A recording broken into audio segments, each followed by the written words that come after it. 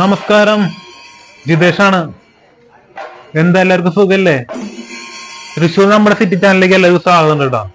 ഇന്നിപ്പോ ഒരു വീഡിയോ എന്ന് ഇടാൻ ആലോചിച്ചപ്പോ എനിക്ക് ഇന്ന് രാവിലെ എൻ്റെ ഒരു ഫ്രണ്ടാണ്. ഫ്രണ്ട് എനിക്ക് വാട്സപ്പിൽ ഒരു മെസ്സേജ് അയച്ചു തന്നു.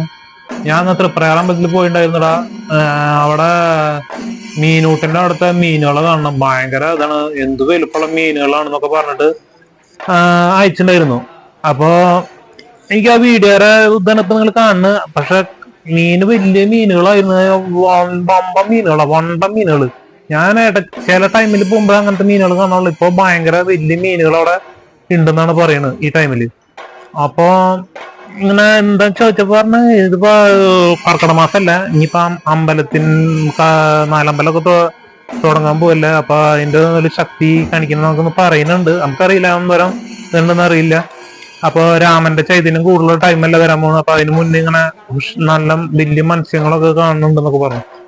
അപ്പൊ ഞാൻ വീട്ടിൽ പറഞ്ഞപ്പോഴ് അമ്മ അവിടെ ചോദിച്ചത് ഈ മീനൂട്ടിന് ഇപ്പൊ എത്ര പ്രത്യേകത എന്ന് ചോദിച്ചപ്പോ, അപ്പൊ അച്ഛനും അമ്മയൊക്കെ വരുന്ന പറയണ മീനൂട്ടിന് ഭയങ്കര പ്രത്യേകത, അതിനെ കുറിച്ച് അറിയാത്തവരാണ് ആ മീനൂട്ട് വഴിപാട് കഴിക്കാണ്ട് പോവാണെന്ന് പറഞ്ഞു. അപ്പൊ എന്താ ചോദിച്ചപ്പോ പറഞ്ഞപ്പോ ഇപ്പൊ അവര് പറയണേ ഈ മീനൂട്ട് അമ്മ പറയുന്നത് ശ്രീരാമനെ അന്ത അവതാരമാണ്. ആദ്യമായിട്ടുള്ള അവതാരം മത്സ്യാണ്. ഈ മത്സ്യാവതാരത്തിന് ആദ്യമായിട്ട് പിറവി കൊണ്ടത് തീവ്ര നദി എന്ന് പറഞ്ഞിട്ട് നദിയാണ്. ഈ കനാൽ എന്ന് പറഞ്ഞിട്ടുള്ള പുഴയാണ് ഇപ്പൊ തൃപ്രയാർ അമ്പലത്തിന് മുന്നിൽ കൂടെ ഒഴുകണത്. അതിന് ശരിക്കുള്ള പേര് തീവ്ര നദി എന്നായിരുന്നു. അപ്പൊ അവിടെയാണ് ഈ ശ്രീരാമന്റെ ഏഴാമത്തെ അവതാരമാണ് വിഷ്ണുവിന്റെ. അതിന് ആദ്യത്തെ അവതാരം മത്സ്യാവതാരം അതിന്റെ അവതാരം ഉണ്ടായത് ഈ തീവ്ര നദിയിലാന്ന് പറയുന്നുണ്ടെന്ന്. അപ്പൊ തീവ്ര നദി എന്ന് പറയുന്ന പുഴ ഈ തൃപ്രയാർ അമ്പലത്തിന് മുന്നിലാണ്. അത് പിന്നെ കാനാലായിട്ട് മാറിയതാണ്.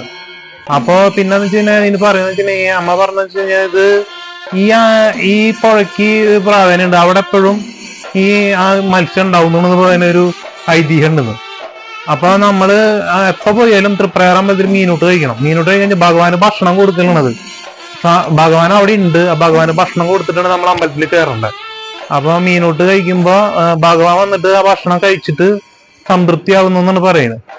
പിന്നെ അങ്ങനെ ഒരു ഐതിഹ്യം ഉണ്ടെന്ന് പറയണം അമ്മ. പിന്നെ എന്ന് വെച്ച് കഴിഞ്ഞാൽ ഭഗവാന് മീനൂട്ട് കഴിക്കുന്നതിന് പിന്നെ പിതൃക്കൾക്ക് കൊടുക്കുന്നതിനും ഒരു ഐതിഹ്യവും കൂടി ഉണ്ടെന്ന് പറയുന്നുണ്ട്. നമ്മുടെ മരിച്ചുപോയ ആൾക്കാരുകൾക്കുള്ള ഒരു ഭക്ഷണം കൊടുക്കുന്ന ഒരു ചടങ്ങും പോലെ അതിനുണ്ടെന്നാണ് പറയുന്നത്.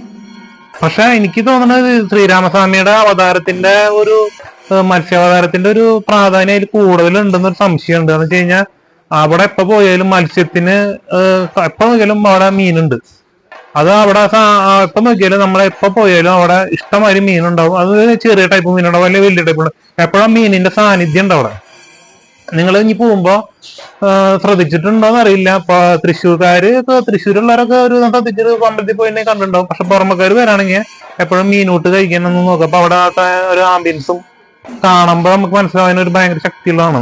ഇത്ര വലിയ കുത്തി ഒഴുകണ പുഴയില് എപ്പോഴും മീൻ കാണുമ്പോ അതിനെന്തൊരു ഇതുണ്ടെന്നാണ് എനിക്ക് തോന്നിയിട്ടുള്ളത്. ഇതിന് നമ്മുടെ വയസ്സായ ആൾക്കാരുകൾക്ക് ശ്വാസകോശ സംബന്ധമായിട്ടുള്ള അസുഖങ്ങൾ, അല്ലെങ്കിൽ വയസ്സായവര് മാത്രല്ല എന്തെങ്കിലും ശ്വാസകോശ സംബന്ധമായിട്ടുള്ള അസുഖങ്ങളുള്ള ആളുകൾ ഈ മീനോട്ട് കഴിക്കുന്നതായിട്ടും പറയുന്നുണ്ട്.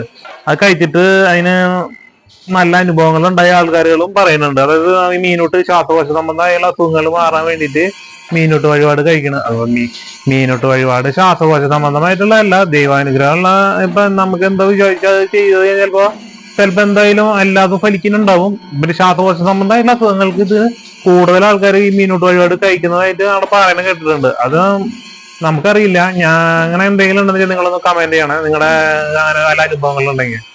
അപ്പൊ ഇങ്ങനെ ഒരു ജസ്റ്റ് ഒരു വീഡിയോ കണ്ടപ്പോ അങ്ങനെ നമുക്ക് വീഡിയോ അയച്ചു തന്നപ്പോ ഇത് നിങ്ങൾക്ക് ഒരു അറിവ് എന്ന രീതിയിൽ ഇടാൻ പറ്റിയ ഒരു വീഡിയോ തോന്നി, അതുകൊണ്ട് ഇട്ടതാണ്. പിന്നെ ഞാൻ പറഞ്ഞില്ലേ, നമുക്കിപ്പോ ഇങ്ങനത്തെ പുറത്തേക്ക് പോകാത്തൊരു അവസ്ഥയാണ്. അപ്പൊ നമ്മള് ഇങ്ങനെ ചെറിയ ചെറിയ ഒരു കാര്യങ്ങളൊക്കെ മനസ്സിലാക്കിയിട്ട് എന്തെങ്കിലുമൊക്കെ ചെറിയ വീഡിയോകൾ ചെയ്യാന്ന് ഉദ്ദേശത്തിൽ പുറത്ത് ചെയ്യുന്ന വീഡിയോ ആണ്. അപ്പൊ നിങ്ങളെ ഇതെന്താണ് ഇതൊക്കെ നമുക്ക് അറിയണല്ലേ, ഇതൊക്കെ എനിക്ക് ഈ പറഞ്ഞിട്ട് വേണമെന്ന് തോന്നുന്ന ആൾക്കാരുകളുണ്ടെങ്കിൽ എന്നോട് ക്ഷമിക്കണം. ഞാനിതിപ്പോ നിങ്ങൾക്ക് ഉപദേശിക്കും നിങ്ങളുടേതാക്കിയിട്ട് ഇതൊന്നല്ല.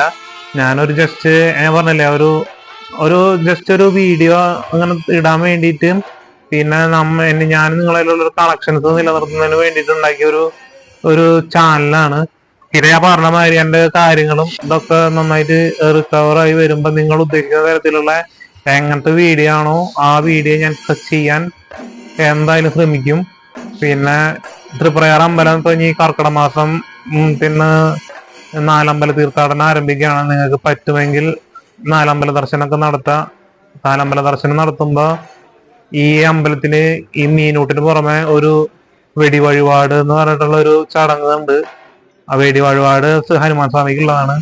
ഹനുമാൻ സ്വാമീനെ കാര്യങ്ങൾ വിചാരിച്ച് നടത്തപ്പെടുന്ന ഒരു ഇതാണ്, ഹനുമാൻ സ്വാമിക്ക് വേണ്ടിയിട്ടുള്ളതാണ്. അപ്പൊ അതും കൂടി ചെയ്യാൻ ശ്രമിക്കുക. അപ്പൊ എല്ലാവർക്കും താങ്ക് യു.